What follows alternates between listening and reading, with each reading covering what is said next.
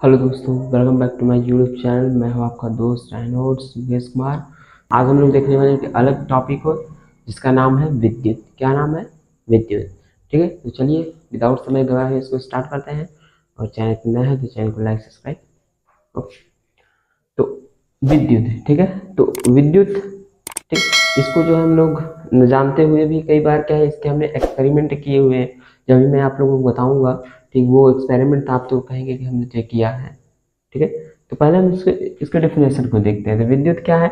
किसी पदार्थ का वह गुण, ठीक है, किसी भी पदार्थ का वह गुण जिसके कारण उसमें विद्युत धारा, विद्युत तथा चुंबकीय प्रवाह उत्पन्न हो, ठीक, उसे विद्युत आवेश कहते हैं।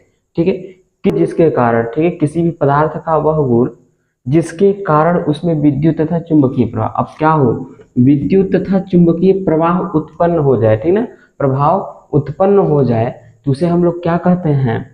विद्युत आवेश कहते हैं। अब जैसे क्या होता था, हम लोग बचपन में अक्सर कहीं बैठते थे, क्या करते थे, अब जैसे ये मार्कर हो गया, अब मैं मार्कर को क्या करूँ, ऐसे सर में ऐसे से रगड़ूं, उसके बाद इसे, ठीक है, जमीन पे ऐसे कर दूं। ठीक, तो ऐसे क्या करने से क्या होता है, इसमें कुछ कण जो होते हैं वो क्या होता है, चिपक जाते हैं। तो हम क्या सोचते थे बचपन में, क्या है ये, मैग्नेट हो गया, यानी कि चुंबक का काम करने लगा, यानी ये क्या हो गया कि चुंबक हो गया।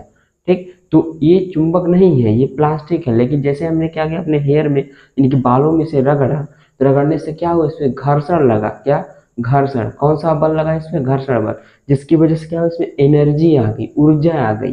ठीक, इसे चुंबकीय, ठीक ना, चुंबकीय प्रभाव आ गया, जिसकी वजह से इसने क्या किया, कणों को आकर्षित कर लिया।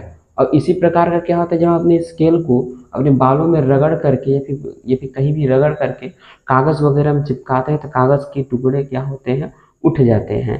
तो ये क्या हुआ, चुंबकीय प्रभाव उसमें आ गया। कौन सा प्रभाव? चुंबकीय प्रभाव। तो यही इस डिफिनेशन में भी बात किया है इसने। ठीक है, तो आई होप आप लोगों को समझ में आया होगा कि विद्युत आवेश क्या होता है। ठीक है, तो हम लोग देखते हैं अब इसके क्या होता है। आवेश का मात्रक क्या होता है? अब आवेश का एसआई मात्रक क्या होता है? तो आवेश का एसआई मात्रक क्या होता है? कूलाम होता है। क्या होता है? कूलाम होता है। ठीक, अब कूलाम, ठीक, अब जैसे क्यू, और इसको जो प्रेजेंट करते हैं हम लोग, क्यू से प्रेजेंट करते हैं। ठीक है, विद्युत आवेश को किससे? क्यू से।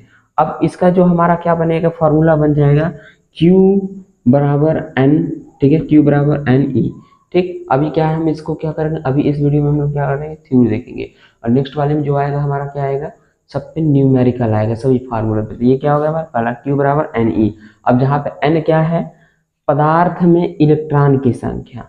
ठीक है, क्या है, पदार्थ में इलेक्ट्रॉनों की संख्या को हम किससे डिनोट करते हैं? एन से डिनोट करते हैं। ठीक है, ये मैथ के फार्मूलों में क्या होता है, संख्या ही बताता है। तो उसी प्रकार से लर्न रखिएगा कि पदार्थ में इलेक्ट्रॉन की संख्या।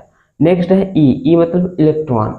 अब क्या है, इलेक्ट्रॉन भी हमें दे देता है। तो यहाँ पे एक इलेक्ट्रॉन का मान जो होता है 1.6 गुणित 10 के पावर कितना होता है, -19।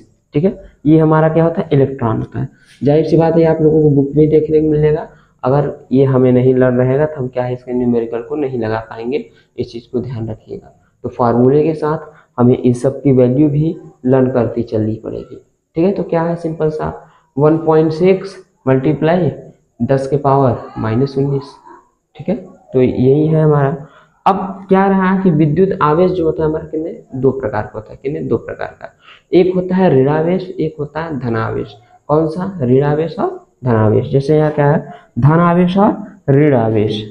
ठीक है, धनावेश और ऋणावेश। तो चलिए अपन लोग देखते हैं कि धनावेश क्या होता है, ऋणावेश क्या होता है। तो चलिए हम लोग देखते हैं नेक्स्ट को। ठीक, नेक्स्ट हमारा क्या है, धनावेश। अब धनावेश जैसा कि मैंने बताया, ठीक, कि जो होता है हमारा आवेश दो प्रकार का होता है, जिसमें से क्या है, धनावेश एक है। ओके, तो जब कांच की छड़ को रेशम के धागे से रगड़ा जाता है तो इससे उत्पन्न आवेश को धनावेश कहते हैं। ठीक, जब कांच की छड़ को रेशम के धागे से, ठीक है, रेशम के धागे से रगड़ा जाएगा तो उससे जो उत्पन्न होगा आवेश, उसे क्या कहेंगे हम लोग, धनावेश कहेंगे। ठीक है, ध्यान दीजिएगा, रेशम का धागा है और कांच की जो है छड़ है, ठीक, उससे जो हमारे रगड़ने से उत्पन्न आवेश होगा वो धनावेश होगा, सिंपल सी भाषा में। ठीक, नेक्स्ट है हमारा ऋण आवेश। कौन सा आवेश है? ऋण आवेश। अब ऋण आवेश क्या होता है? तो इसमें क्या होगा, एब्रोनाइट, जब एब्रोनाइट की छड़, अब ये क्या होती है हमारी एब्रोनाइट की, ठीक है, क्या है, एक तत्व है जिसकी छड़ को क्या करते हैं, ऊन के धागे से, कौन से, ऊन के धागे से जब रगड़ते हैं तो उसमें जो उत्पन्न होता है हमारा, ठीक है, उसमें उत्पन्न होने वाले आवेश को हम क्या कहते हैं? ऋण आवेश कहते हैं। क्या बोलते हैं? ऋण आवेश बोलते हैं। ठीक है, यही बात है धनावेश और ऋण आवेश। आई होप आप लोग समझ गए होंगे कि क्या होता है धनावेश और क्या होता है ऋण आवेश। नेक्स्ट है हमारा इलेक्ट्रॉन की अधिकता से ऋण आवेश उत्पन्न होता है। ठीक, अब जिस भी, ठीक है, जिस भी क्या होगा, किसी भी चीज पे या फिर किसी भी पदार्थ पे क्या होगा, इलेक्ट्रॉनों की अधिकता होगी तो वहां पे क्या होगा, ऋण आवेश आएगा। कौन सा आवेश आएगा? तो ऋण आवेश आ जाएगा इलेक्ट्रॉनों की अधिकता से।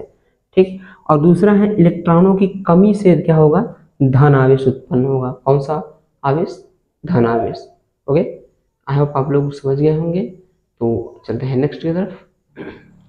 तो अब हम लोग देखते हैं कि विद्युत धारा क्या होता है। ठीक है, क्या विद्युत धारा? तो विद्युत धारा के आप लोग कई डिफिनेशन क्रिएट कर सकते हैं, अपने से भी डिफिनेशन बना सकते हैं जब आप लोग एक इसे अच्छी तरीके से समझ जाएंगे तब। ठीक है, तो यहाँ पे देखिएगा क्या है, जब किसी उच्च विभव वाले चालक से निम्न विभव के चालक की तरफ धारा प्रवाहित होती है, यानी कि कोई क्या है, उच्च विभव है, ठीक, और जो कहीं पे निम्न विभव है, जब दोनों को साथ में जोड़ा जाएगा तो क्या होगा, उच्च विभव से निम्न विभव की तरफ जो धारा प्रवाहित होगी और उसी प्रवाह के, ठीक है, उसी धारा की प्रवाह को हम क्या कहेंगे, विद्युत धारा कहेंगे। ठीक है, क्या कहेंगे उसे, हम विद्युत धारा कहेंगे। यानी कि कहने का मतलब है धारा के प्रवाह को ही हम क्या कहते हैं, विद्युत धारा कहते हैं। ठीक है, यानी एक सेकेंड में जितना धारा प्रवाह होगा उसे हम क्या कहेंगे, विद्युत धारा कहेंगे। ठीक है, तो आप लोग कई डिफिनेशन बना सकते हैं। बुक में क्या बोला है कि धारा की प्रवाह को हम क्या कहते हैं, विद्युत धारा कहते हैं। और ये क्या है, एक, ठीक है, डिस्क्रिमिनेशन है, यानी कि डिस्क्राइब में है कि जब किसी उच्च विभव वाले चालक से निम्न विभव के चालक की तरफ धारा प्रवाहित होती है तो उसे हम क्या कहते हैं, विद्युत, ठीक है, विद्युत धारा कहते हैं। और इसे किससे निरूपित करते हैं, आई से निरूपित करते हैं। किससे? आई से। तो जब आई से निरूपित करते हैं तो एक फार्मूला आप लोगों ने देखा होगा, आई बराबर क्यू बटे टी। आई बराबर क्यू बटे टी। अब क्यू हमारा क्या है, आवेश है, और टी हमारा क्या है, समय है। तो अभी जो इससे पहले हमने क्या देखा था, आवेश का, ठीक, आवेश का देखा था, जहाँ पे क्यू बराबर क्या था हमारा, एन और ई था। तो आवेश की जगह पे हम क्यू की जगह पे क्या है, एन ई भी लिख सकते हैं। ठीक है, क्या है, इसको भी हम लिख सकते हैं। ठीक, तो ये क्या हो जाएगा, हमारा फार्मूले का क्या है, इसका जो है लेकर के हम एक नया फार्मूला क्रिएट करते हैं, वही बात हो गई। ठीक है, तो आई होप आप लोग समझ गए होंगे कि विद्युत धारा क्या होता है। ठीक है, इतनी बात समझ में आ गई। तो हम लोग देखते हैं आगे कह रहा है, विद्युत धारा का मात्रक क्या होता है, एम्पियर होता है। विद्युत धारा का मात्रक, अब मात्रक ध्यान से देखिए, क्योंकि अक्सर जो होता है जब न्यूमेरिकल को सॉल्व करते हैं, लेकिन जो उसके आखिरी में जो आंसर आता है उसको लिखने में हमसे गलती हो जाती है। गलती इसलिए हो जाती है क्योंकि हमें उसके मात्रक ही नहीं मालूम होते, इसलिए क्या करते हैं हम लोग, मात्रक को गलत लिख देते हैं। ठीक है, तो इस वजह से होता है।